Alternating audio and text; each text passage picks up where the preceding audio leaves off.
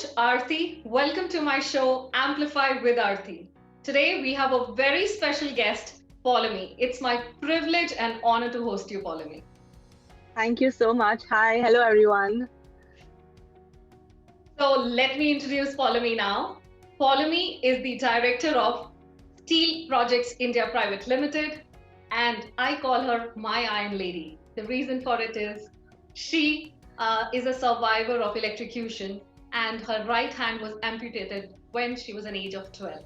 I know, Polemy, whenever somebody talks about this incident, it brings in a lot of bitter memories, but would like you to tell a little bit about this incident to our viewers. This incident goes back to 2001 when I was 12 years old, and I had gone to my paternal uncle's house in Hyderabad. So, like every other child, summer vacations were going on, so I was all excited to be with my cousins. It was a yearly ritual for me. Once I was in Hyderabad, you know how it is with kids, how engrossed they are in playing and activities, so everything else seems oblivious. I was on the it was 4th of June. It was a sunny afternoon, and we were all playing in the balcony. So what we did was we took one rod and we made it into a make-believe fishing rod. So and we pretended as if we are fishing from the balcony. There were these wires that were going outside. So we were playing with the rod, and suddenly the rod slipped off my hand and it went on the wire. Much to our naivety, we didn't understand that actually we thought it was just a normal clothesline. I went to catch the rod, and while doing it, I mistakenly held the wire instead. Then we understood later that it was not a clothesline, it was actually an 11,000 high voltage, high tension wire that carries almost the city's electricity. My right hand got stuck to the wire, and I couldn't leave it. Such was the power that time. And but fortunately, there were these light showers going on. So for a microsecond, the electricity went off. So that is why I could just leave, and I was thrown back in the house.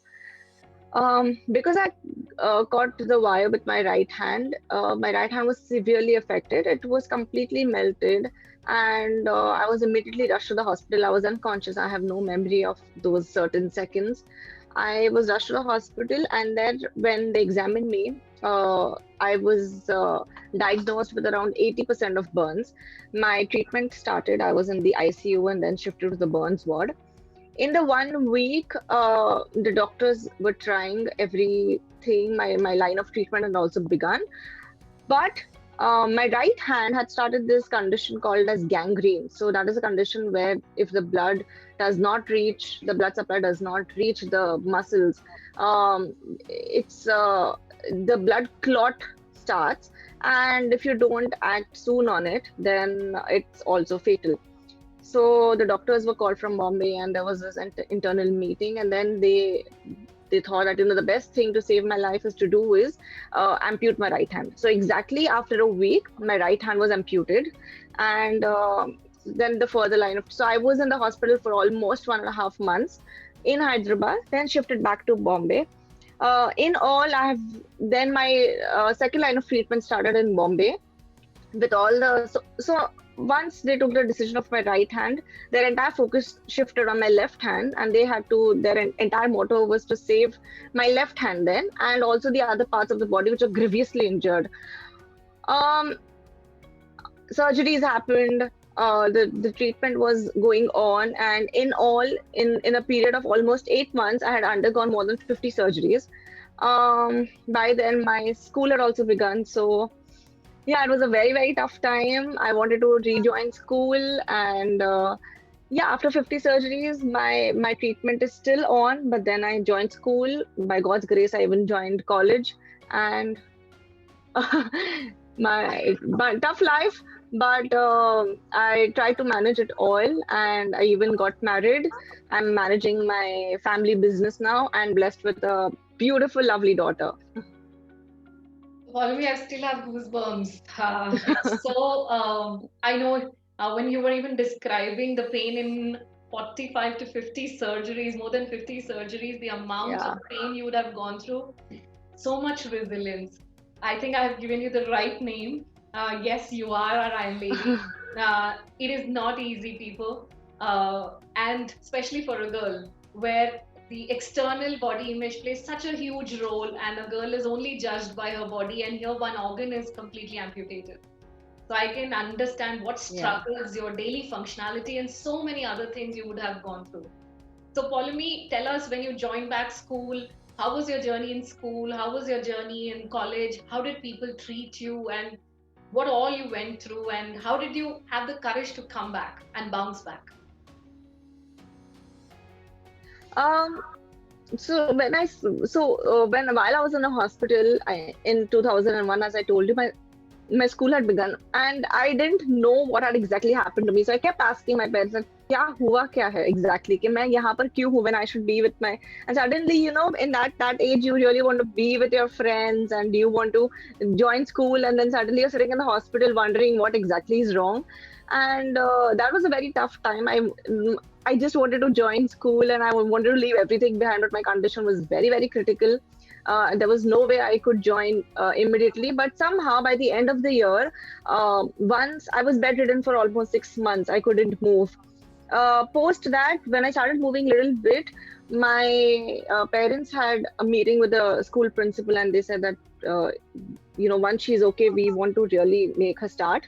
So I rejoined school by the almost after 8 months of my incident, and it was a lovely feeling to go back to my friends and familiar faces, and the benches and the whole school atmosphere was really, really uplifting.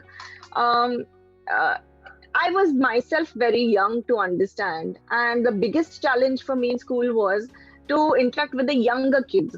So the kids of my class and older, they knew everything because the word spreads immediately. So that was not a problem. They understood. They were all in support. But the younger kids who don't know, and I used to. By then, I'd also got my prosthetic right arm, which I wear on my right hand. And for kids, it was like, they used to come and stare, and they used to ask questions like क्या हुआ है हाथ आपको, आपका ऐसा हाथ क्यों है. So those questions I was really not comfortable answering, or even aware that I will have to face all of that. 6 months when you're at home and hospital with your family members, with your parents, it was a very comfortable atmosphere. That was a very, very big challenge, and somehow I overcame that. So this happened when I was in the sixth, when I completed sixth standard, and my summer vacations were going on. So seventh half I completed, eighth, ninth, tenth. Somehow my school was over, and then my another big challenge was when I joined college. Mm. So in school, you still, you have kids who have been with you since nursery, Yeah, yeah. and your teachers and all you are very well versed with. College was completely new, and newer faces, newer people. So more questions, more stares. That was a very, very, very tough time. Very tough time, honestly. I can completely Yeah, understand. I can't even say that I can completely understand, but वो बोलते हैं ना जिस तन लागे वो तन जाने कौन जाने पीर पर yes, आए. yes, So it's very, very important absolutely. to create that inclusion. We just say diversity, inclusion, but where is it? So No, it's not. Honestly, there's no awareness. This is what I had learned. Even back in school, I when I used to travel to college. So in the public transport also, the stares I used to get, people actually stood and they used to ask me कि ये तो आपका plastic का हाथ है, आपका हाथ ऐसा क्यों है? And questions like that, very, very they insensitive. made me feel very strange. Yeah. Very Insensitive, yes, yes. But actually, I don't blame them, because that's what I come down to, that there's no awareness here. yeah. They don't Lack of know that, knowledge. lack of knowledge. Yeah, yeah, yeah. So I always used to give the benefit of doubt. I don't know, by God's grace, I really had a calm mind since the start, and also to do with the upbringing by my parents. I think that played a very, very important role. So hats off to you. She is a real example of resilience. My God. Thank From you so much. so much endurance, withstanding so much of pain. Hats off. Never give up attitude. And now you finish your MBA and you are a director of a steel plant and you're married. You have a daughter. How do you balance so much job responsibilities? And do you still face some challenges with this amputated hand and this left hand, or you're able to manage your whole life completely? Follow me. So my left hand is still semi-paralyzed almost. Like there are, my hand was completely melted like this, and the fingers and all are also very, very bent. My grip is not matchable to the normal grip. I still try. There are too many things I still can't do. I still can't close a button. I still can't tie my own hair. And I still can't do the minute things, which needs smaller grips. I can't do that. But I push myself every day, and I set these small, small goals for myself. That is how I overcame all of the obstacles in my life. Post college, I did MBA in family business and entrepreneurship from NMIMS because my father has started this business 30 years ago, and this is I was clear about this that this is what I want to join, and I want to do it, make it like my career. And we are into steel business, and I take care of the whole business development aspect of the entire business. It's fun. It's challenging at times because I'm not of a technical background, but it's really fun.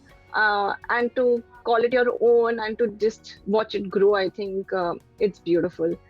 And I met Sandeep, my husband, in college.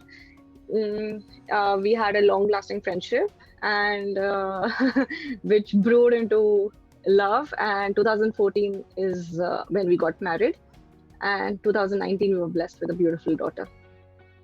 Beautiful, beautiful, beautiful. Guys, I would like to tell you she's very modest. She has taken the business to many fold. This young entrepreneur is a perfect, perfect example of resilience. वो बोलते हैं ना कि जैसे life एक cricket match है, balls फेंकता है भगवान. You have to, you can't run away. मैदान छोड़ के भाग गए तुम हार गए. So those balls are like your opportunities, and I think those you have to play those balls. So that is what Polemy has been doing, and such a live example, and such an inspiration. Polemy, I am super thrilled Thank to you. meet you. So Polemy, with the young people and everybody around, whosoever is listening to you, your amplification mantra that you would like to share it, your advice to the viewers who are listening to you. Many. I have my views, and I have many points to make. Firstly, never give up. Never ever give up. And make every situation a positive one. So I think my biggest support system were my parents, who actually made me believe that actually nothing is wrong. So the transition, so when they saw me in the hospital, they were not even ready to come and meet me. Such was their mentality because they thought, okay, why should we? Because they were not in Hyderabad with me, they were in Mumbai, and they were called from Mumbai. So the first reaction was that why do we have to go? She's okay, she'll do well, and maybe she's just scared. But they didn't know the magnanimity that moment. And once they came to Hyderabad, they saw me. They were completely and the picture was totally different because it was a huge incident that had happened. So from seeing something so huge, and then the whole process of making me believe that this is a very, very normal thing, nothing is wrong with you, it's fine, we'll overcome it, jo hua wo hua. Ab, uh, why cry about it now? Instead, let's focus on how do we overcome this. So this transition is I'm talking about, the transition of going from something so huge and making it so normal and mundane in our daily lives was, I think, very impactful. So before I could even react to something or understand, I completely, it was just hammered in my head that it's fine, I'm okay. So what if I don't have a hand? I do have one. Let's see the positive side. I'm fit, I can walk, I can go around, I can okay, if I can't do things with one hand, I have one another hand which I can manage with. I have a prosthetic hand, so I started writing with my prosthetic hand. It took more than a month, but I practiced, and I made that goal for myself that no, I have to do it, and I wrote all the exam papers by myself. So my point is, and then I saw, when I joined college, I saw everyone driving. So the first thing that occurred to me, I'm like, why can't I drive? And then I set that goal. I'm like, nahi, come what may, mere ko karna hi hai. So then I went to a motor training school. I got myself enrolled. I did all the practice sessions I did. It took me more than 1.5 months, but then I have a valid license now and I drive by myself without any help. So things like that. I set these small goals, and I think how you see a situation. So again, right, if you see a glass that which is half filled with water, let's see it positively rather than crying that why is the glass half empty.